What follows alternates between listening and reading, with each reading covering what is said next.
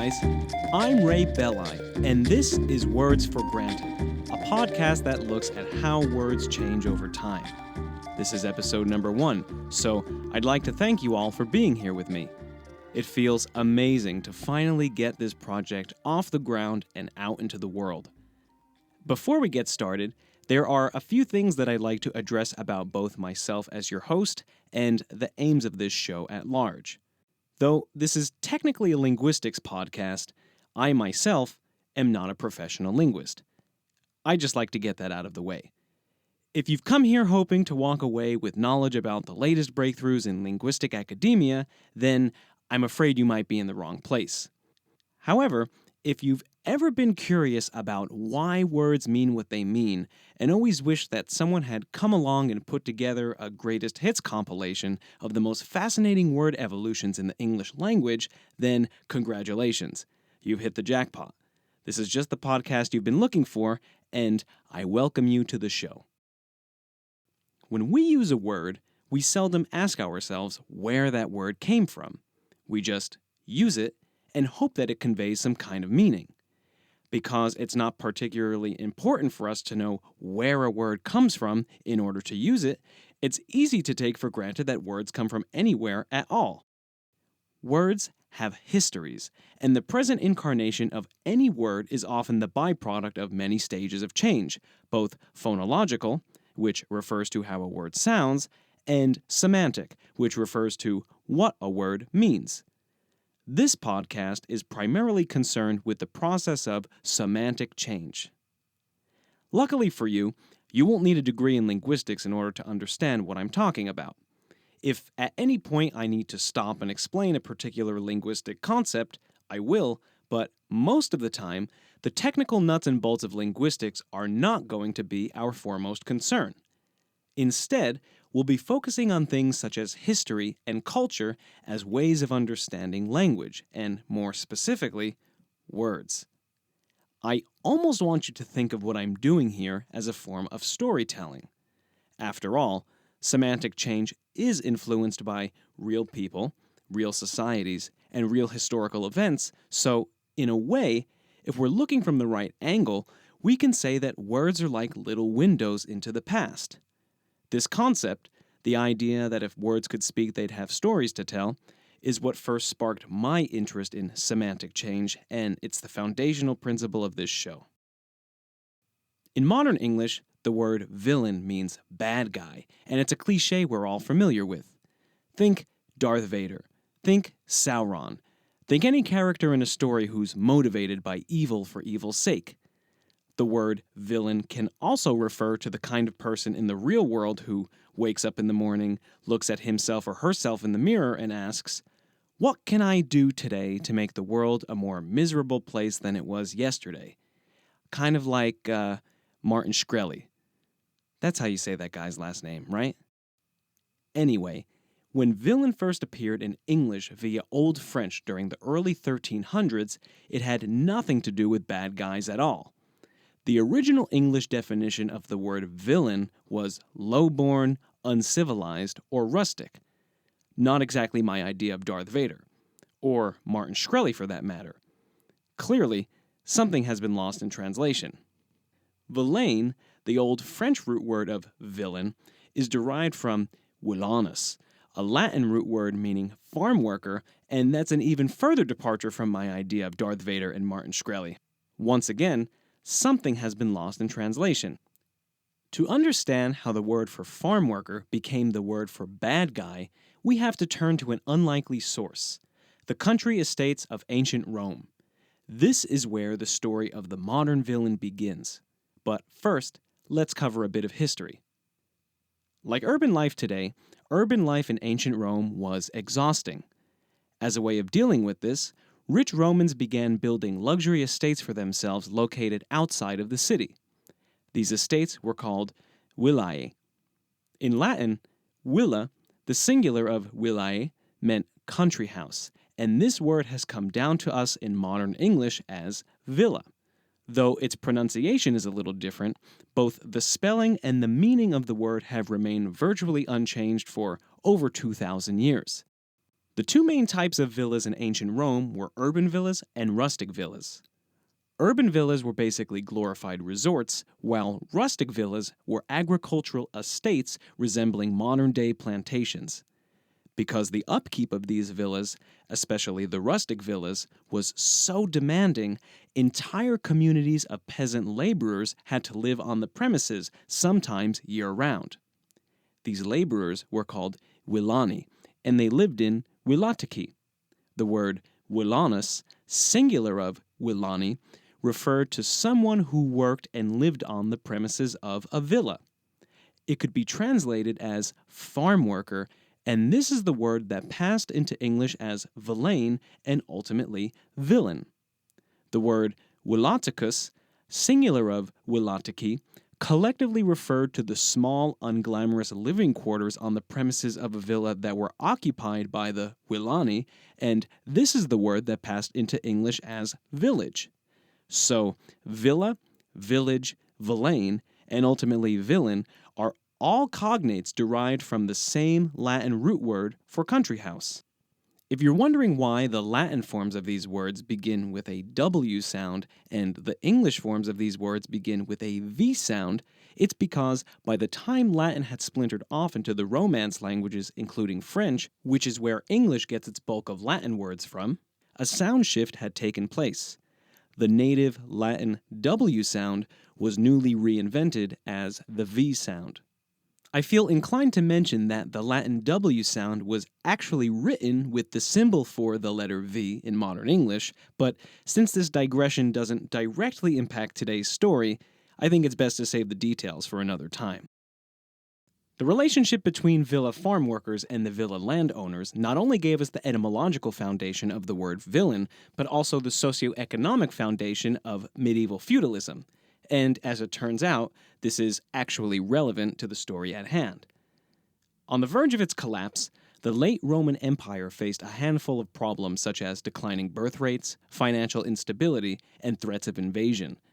In an attempt to stabilize and save their civilization, Roman administrators froze the existing social structures in place so that politicians remained in office, sons inherited their fathers' trades, and so on and so forth. However, for peasant farm workers, the attempt to keep things the same brought about a significant change. These workers now became legally bound to the landowners for whom they worked, and they were not allowed to leave the land they occupied. Unbeknownst to the farm workers, these were the early seeds of full-fledged feudalism.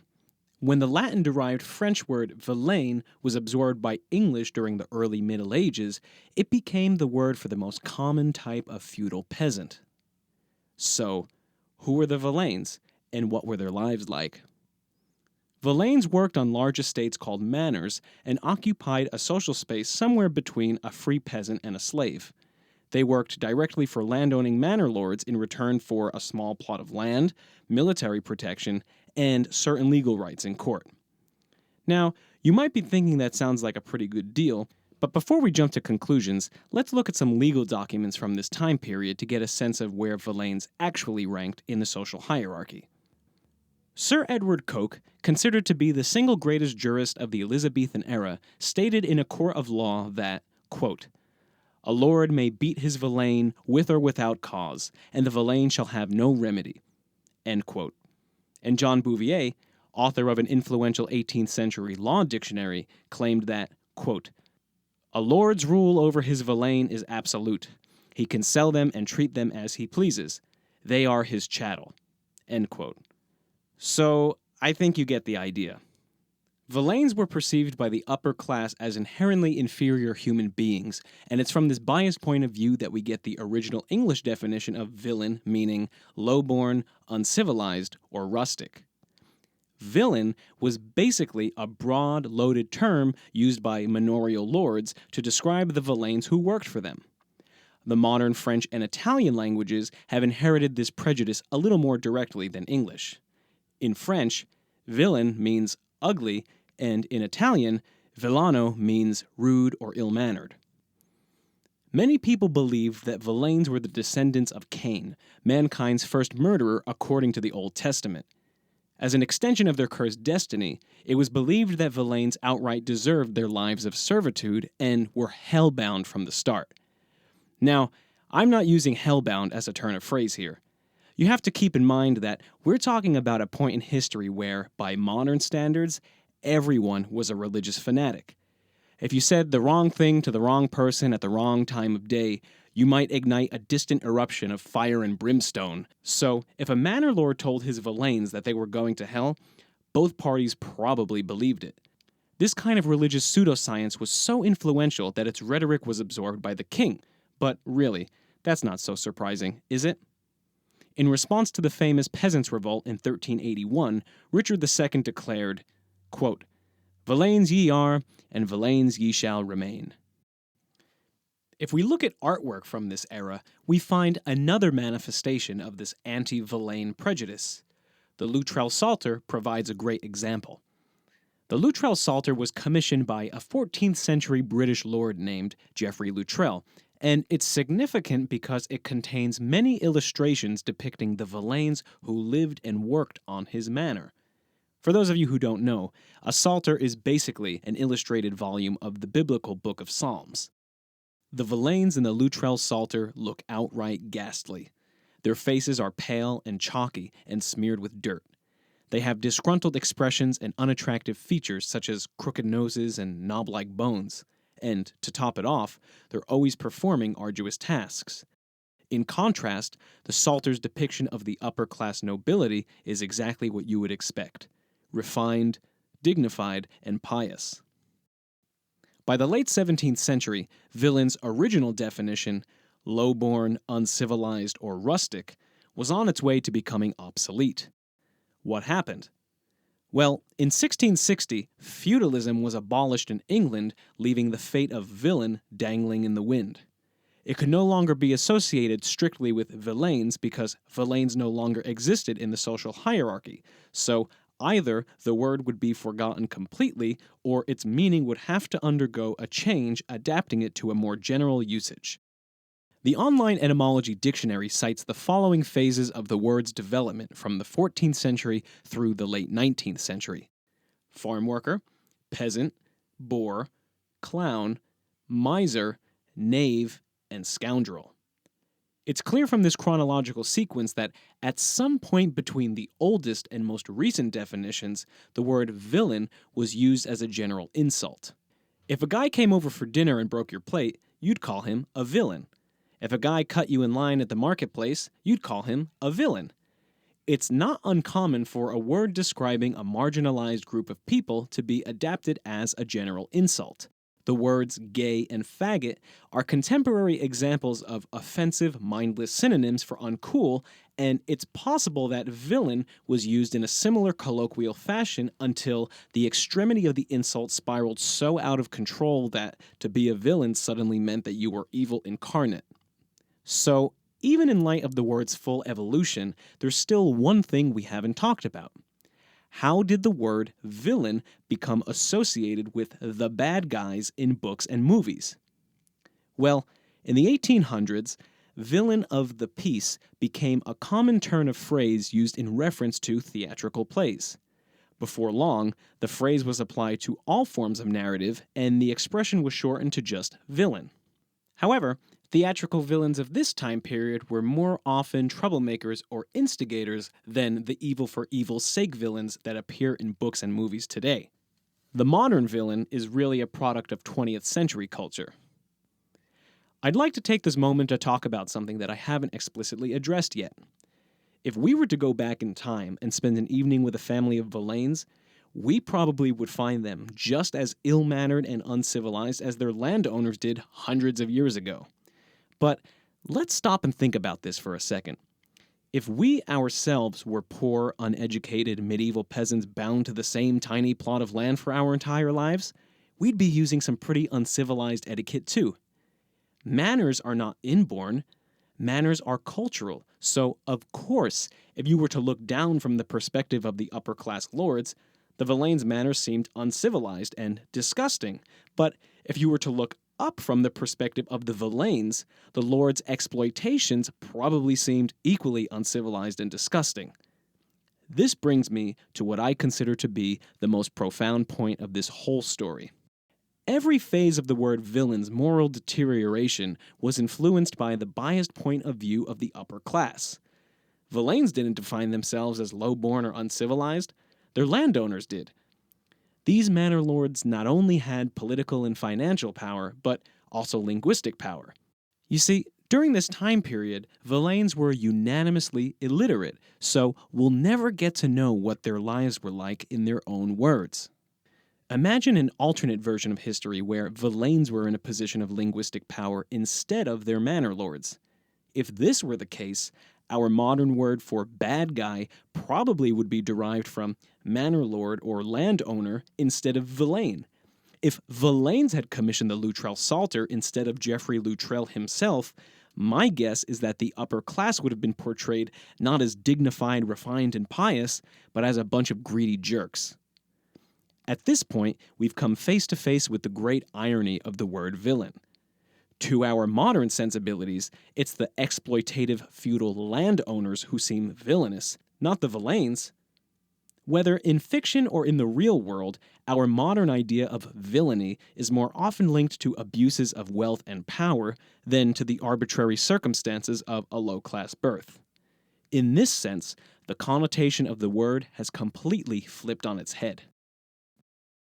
Well, that's it, guys. Episode 1 is in the tank. Thank you so much for listening. If you'd like to reach me directly with comments, criticisms, questions, or anything at all, you can email me at wordsforgranted@gmail.com. If you're already in love with the show and want something more, head over to the Words for Granted blog at wordsforgranted.com. Each week, I'll be posting short articles about the origins of words relevant to current events. I also urge you to leave a positive review on iTunes if you get the chance. It really helps put the show into the hands of more listeners and ultimately keeps the show alive. If you'd like to support the show directly, you can do so via Patreon. For those of you who don't know, Patreon is a great crowdfunding service that helps independent creators get their work out into the world. You can pledge as little or as much money as you'd like. Just head over to wordsforgranted.com to find the link. You can also follow the show on Facebook, Instagram, and Twitter. Oh, and one more thing. I'd like to give a shout out to Zach Tenorio Miller from Arc Iris for providing Words for Granted with music. You can find out more about Arc Iris at arcirismusic.com. All right. Thanks for listening. I'll see you next time here at Words for Granted.